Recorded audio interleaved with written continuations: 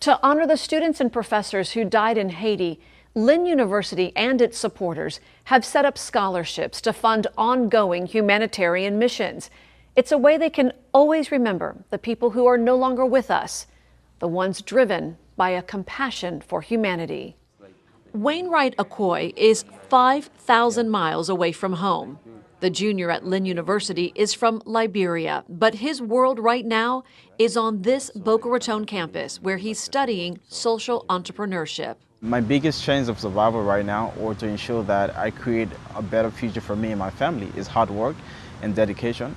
I feel privileged that I have access to the space and I have all these opportunities. Wainright is the recipient of the Christine Genicasi Travel Award Scholarship, one of several created at Lynn in memory of the earthquake victims. It was a profound, moment for me to really, earn this scholarship and ensure that the work that Kristen started is not only, doesn't leave where she stopped, but also we're able to carry on this work in a way that brings joy to her soul.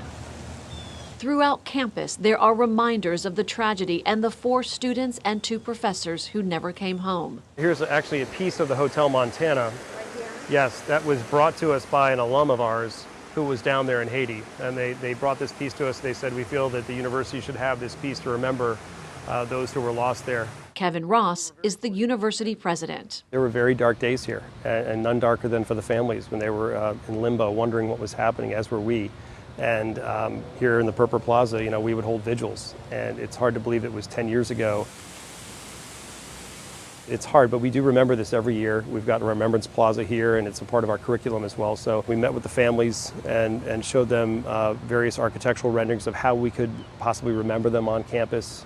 And this one really spoke to everyone. It's 6 prisms that are full of light during the day, full of light at nighttime too, with some words that the families had, beautiful words that the families had created, really summing up the lives of these amazing people. So it's a serene space full of meaning with water and the national tree of Haiti and actually a piece of the Hotel Montana. Ross says Remembrance Plaza is just a physical manifestation of what's done on campus to remember the victims who were on a journey of hope to help others.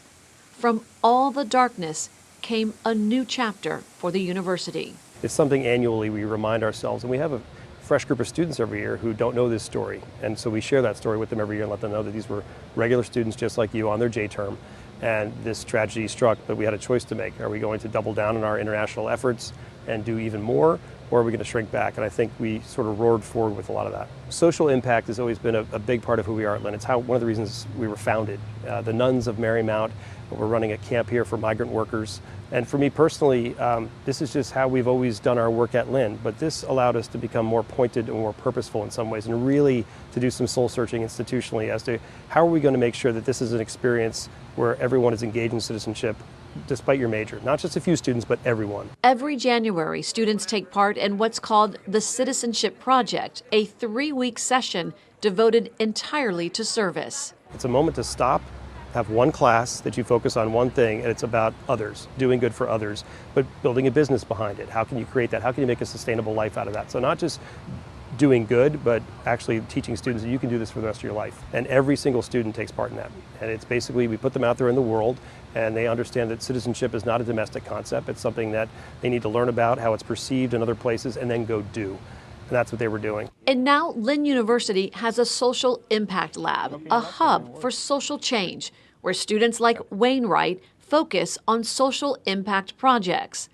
Wainright hopes to create thousands of jobs in his native country. My social enterprise is called Tribe. It's basically how can we leverage technology, research, and innovation to solve, to improve learning outcome, at the same time create an environment where we are creating an ecosystem that supports small-scale enterprises across Liberia. The projects, the scholarships, and the lab, all bright spots on a campus that once felt so much darkness. We suffered a major tragedy.